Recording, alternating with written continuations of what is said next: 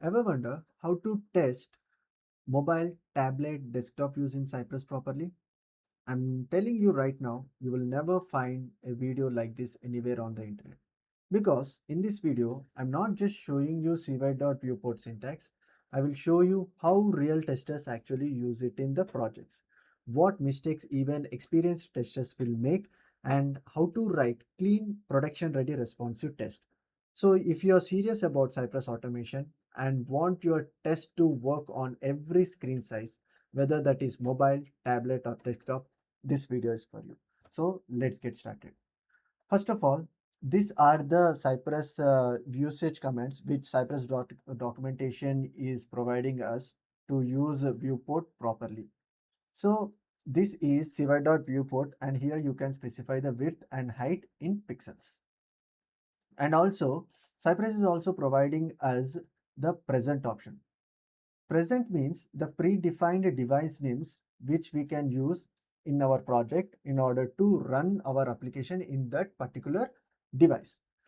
You can find this usage in the Cypress official documentation, which I will ping in the comment section. So you can go right here and then use this particular present screen, which Cypress is defaultly providing us. So this is iPad 2, you can use it, and this is iPhone 5, which is using these dimensions. You can use that, and also you can use the Samsung S10 predefined width and height to use that in your test case. So, and also you can define the orientations case.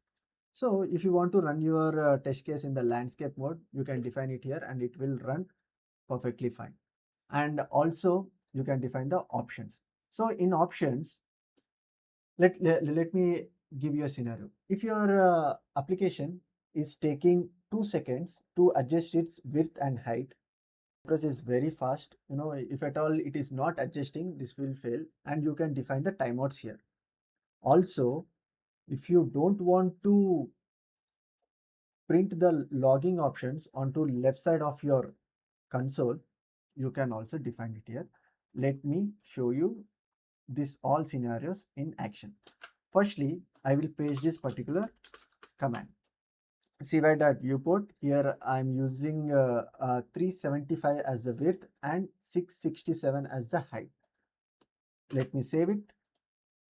The test case will run. This is how the source demo website will look when it is set to this particular viewport, and also you can verify it here, guys.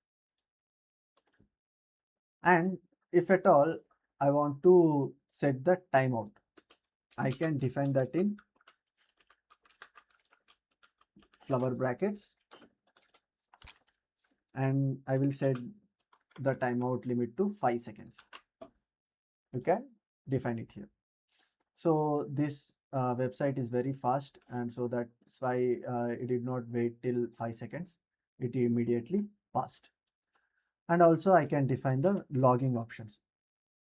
So let me show you. I will put the logging options to false. Defaultly, the logging options for this viewport is true.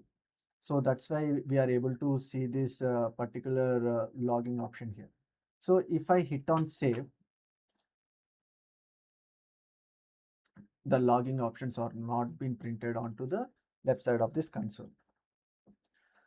And if you want to see the use the predefined device names, you can use it like this, guys.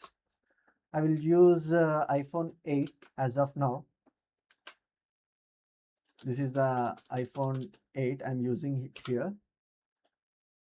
I will comment on here.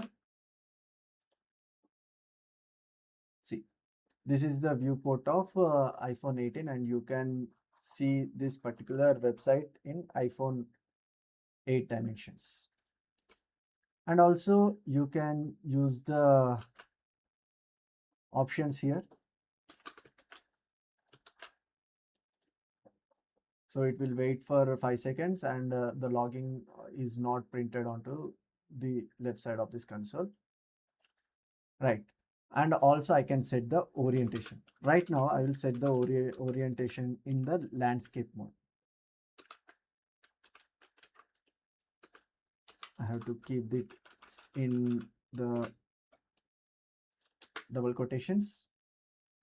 And let's see. So this is how my website will look if iPhone 18 is set to landscape mode. Right. And also I will take the screenshot. In my previous video, I have explained about the screenshot. So I recommend you all to go to my playlist and see this cy.screenshot, how to use that. I will name it as iPhone 8 landscape.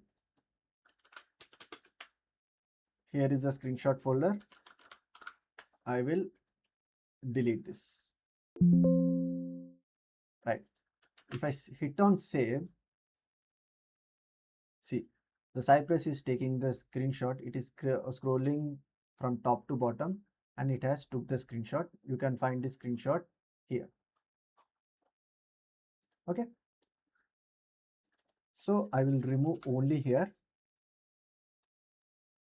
So if at all you want to test your website in desktop, tablet and mobile view, you can define it like this also, guys.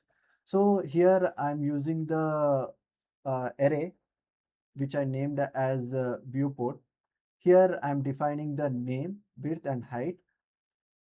For the desktop, I'm using this particular width and height. For tablet, I'm defining the width and height like this. And then I'm iterating over this viewport and taking the parameters name, width and height and specifying this in the viewport method. After that, I'm visiting to source demo website.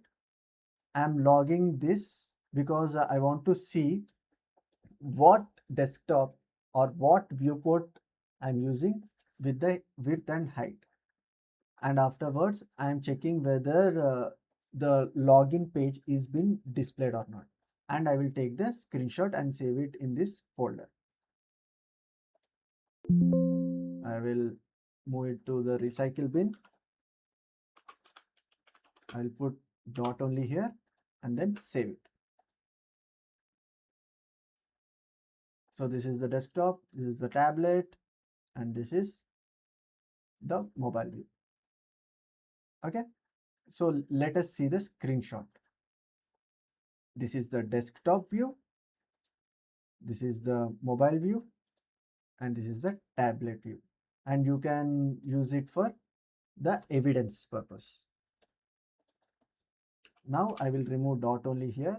And this is the second example I have written for using the predefined device name which Cypress is providing us to test the source demo website.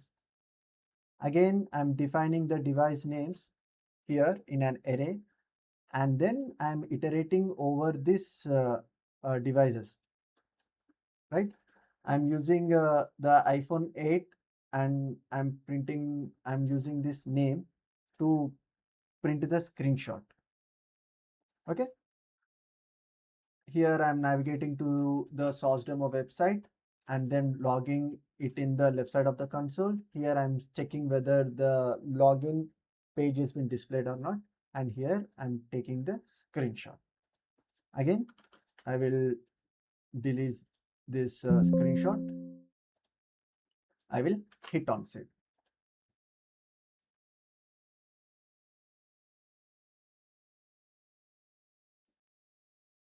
Mobile, tablet and desktop. This is iPad 2. This is the tablet. iPhone 8, as you all know, this is a phone screenshot, and MacBook. This is the desktop, right? So like this, you can use it to iterate over several devices using the viewport method. And here comes the real world flow, guys.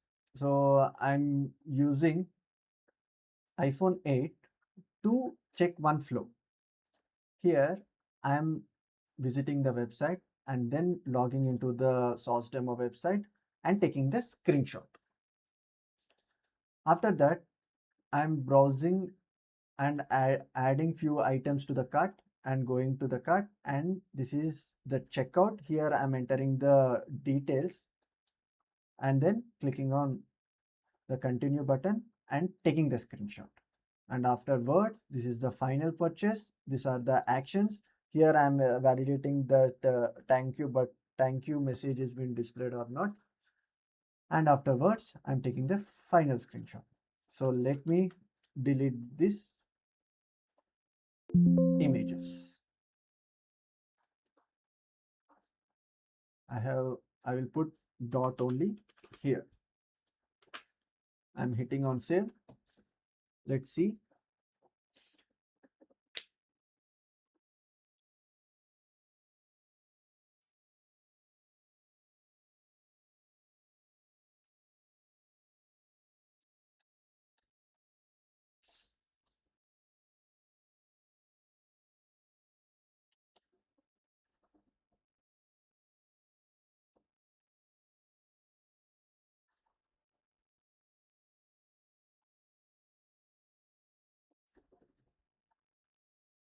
So the test case has completed, guys. So these are all the screenshots which I have taken using the cy.screenshot method, and also in the iPhone 18 using viewport method. So this is the real time usage of viewport and cy.screenshot.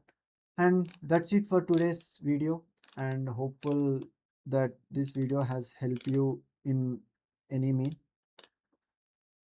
If you like this video, please hit on the like button, subscribe to my channel, and share this video with your friends. Thanks everyone. See you all on my next video. Bye.